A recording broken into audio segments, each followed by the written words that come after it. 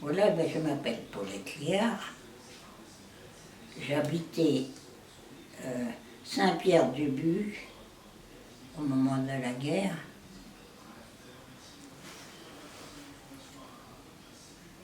Alors mon grand souvenir, c'est tous les réfugiés qui étaient à la ferme. On avait aménagé les tables en dortoir pour tous les réfugiés de Falaise qui étaient arrivés chez nous, quoi. Alors, bon ben, ils étaient nourris, logés, logés disons un peu comme on pouvait, parce qu'on s'arrangeait pour que tout le monde soit à peu près bien, quoi.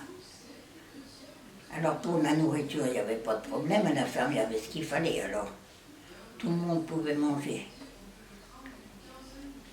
Et ces personnes arrivaient d'où? De Falaise. Elles allaient vers où? Vers Bazoches. C'était pas là qu'il fallait aller. Mais... On allait dans la... On savait pas où. Eh ben oui, parce que j'ai le souvenir d'un ami de mon père qui était huissier à Falaise, Monsieur Catoire, ça vous dit rien? Oui, si. Non. Et alors, à un moment donné, sa femme avait très peur chez nous. Alors elle a dit à son mari qu'elle ne voulait pas rester là. Elle voulait aller sur Bazoches. Alors ils sont partis à pied pour aller sur Bazoches. Et ben lui, il a ramassé une... pas une bombe, mais Une grenade? une grenade dans les yeux et il est tombé aveugle de ce C'était jour-là. pas dire, il me semble qu'il était aveugle. Oui, oui. Alors, mon père lui avait dit, tu vois, si tu m'avais écouté, ben oui, mais chacun espérait être sauvé plus loin, quoi. Et le jour de... le 6 juin Alors, 44. le 6 juin 44, ben bien sûr, on avait déjà reçu des bombes tout autour de la ferme. Je ne sais pas comment il n'y a pas eu de mort. Et la maison n'a pas été détruite. C'était une grande chose déjà. Et on a vu des Allemands arriver avec leurs casquettes là, qui voulaient la maison, ils voulaient occuper la maison d'habitation. Alors nous, il fallait qu'on déménage. On allait dans les tranchées qui avaient été faites à cette occasion-là, quoi. Voilà. Et alors, ils avaient donc réquisitionné la maison d'habitation, et puis une autre équipe est arrivée pour réquisitionner tous les autres bâtiments pour toute leur armée, quoi. Et justement, ce monsieur Catoire, qui était encore là au moment, il parlait l'allemand. Alors, parce que mon père se faisait du mouron, hein, il dit à mon père, écoute Marcel, ne t'inquiète pas, moi je connais l'allemand. Alors il avait effacé tout ce que les autres avaient écrit sur les portes. Et puis lui, il avait mis réservé pour les chefs sur les portes. Alors bien sûr, quand ils sont arrivés, ils n'ont pas pu pénétrer dans les bâtiments, quoi. Alors en somme, c'est lui qui nous a un peu sauvé la vie, quoi. Et puis lui, il va faire presque tuer. Mais bon. Alors, dans tous les réfugiés, on a presque des amis parce que ben, on vivait ensemble. On vivait tous ensemble. Mais on avait parmi les réfugiés un monsieur qui allait tous les jours à Falaise pour voir dans l'état qu'était la ville et qui rapportait toutes les nouvelles.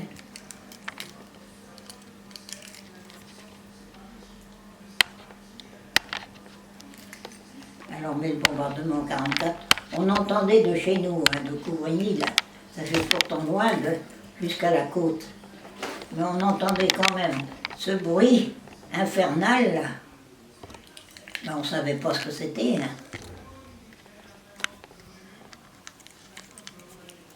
Et vous l'avez su qu'après? Ce que c'était ce bruit? Ah ben oui.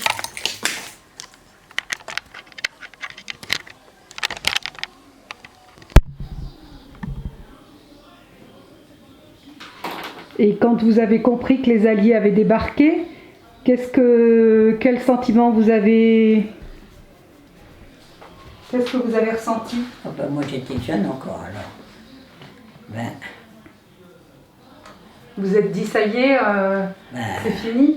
voilà, oui. Mais ça a mis du temps. Ça a mis du temps, oui.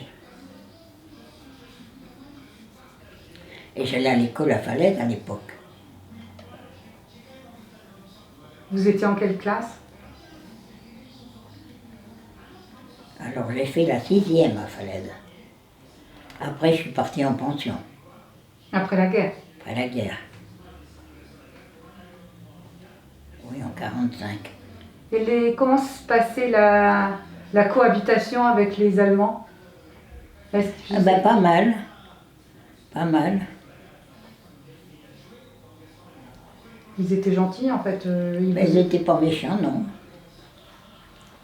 Non, puis alors, on était tous, mes sœurs, parce que mon frère n'était pas né encore.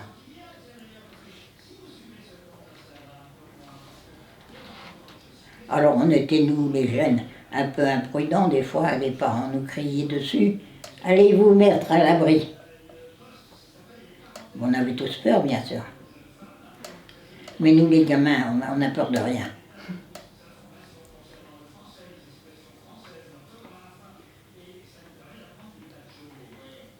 Et la libération de Saint-Pierre-du-But, comment ça s'est passé? Ah ça, je me souviens plus très bien ça. Vous savez si c'est les Canadiens, les Polonais? C'est les Canadiens C'est qui sont arrivés les Canadiens. premiers, oui. D'accord. Et vous étiez où à ce moment-là? À la ferme, À la ferme? oui. Et quand vous avez compris que les libérateurs étaient là, c'était à quel moment?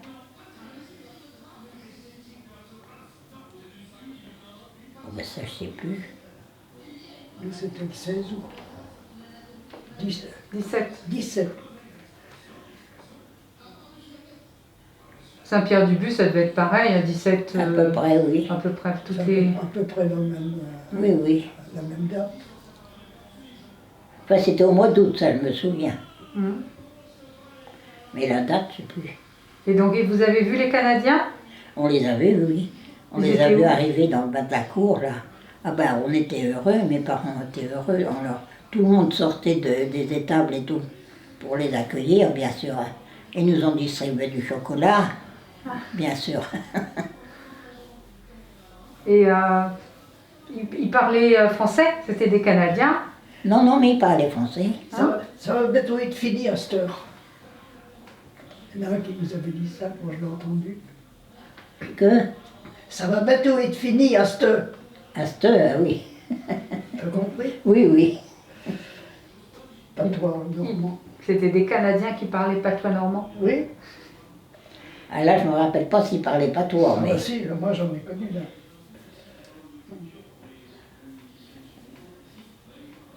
Et au niveau des... Donc, les Canadiens ont libéré, les Allemands sont repartis. Comment votre vie a repris après ça? Ben, petit à petit, normalement. Est-ce que c'est vite rentré dans l'ordre ou pas? Ah non, ça demandait du temps, quand même. Qu'est-ce qui était différent? Mais déjà, de ne plus voir personne, Ah oui, parce qu'il y en a qui sont repartis. tous bien sûr. les les réfugiés sont repartis. Oui. C'était triste ça? Vous aimez bien en fait qu'il y ait du monde? Ben, c'est-à-dire que... Ben oui, parce que ils étaient gentils avec nous, les réfugiés, bien sûr. On faisait des jeux ensemble. Et vous avez renoué, vous avez repris revu plus tard Après, une ah partie oui, de oui, ces on gens-là? était restés en bonne relation avec pas mal de monde.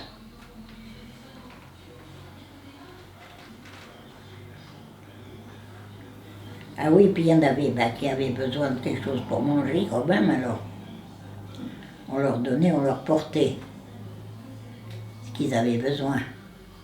Et quand vous pensez à toute cette période-là, qu'est-ce qui vous revient le plus en mémoire? Est-ce que vous avez ressenti... Le bruit des avions. Moi, ça me faisait peur, ça. Surtout au moment où les bombes sont tombées. Nous, on était au milieu, si vous voulez, de la route de Putange, de la route d'Argentan. Enfin, on était au milieu du pied de Marmite, si vous voulez. Là. Oui. Alors, les bombes sont tombées autour. Mais dans le trou des bombes, on aurait mis un tank. Ah, Alors. tellement c'était... Ah oui, Ça, c'était impressionnant. ah oui alors. Ça faisait peur. Ouais. Et qu'est-ce que vous aimeriez laisser comme message aux futures générations? Ben qu'on ne souhaite pas revoir tout ça, bien sûr. Et le conflit en Ukraine, Ben oui, ça me fait penser à tout ça.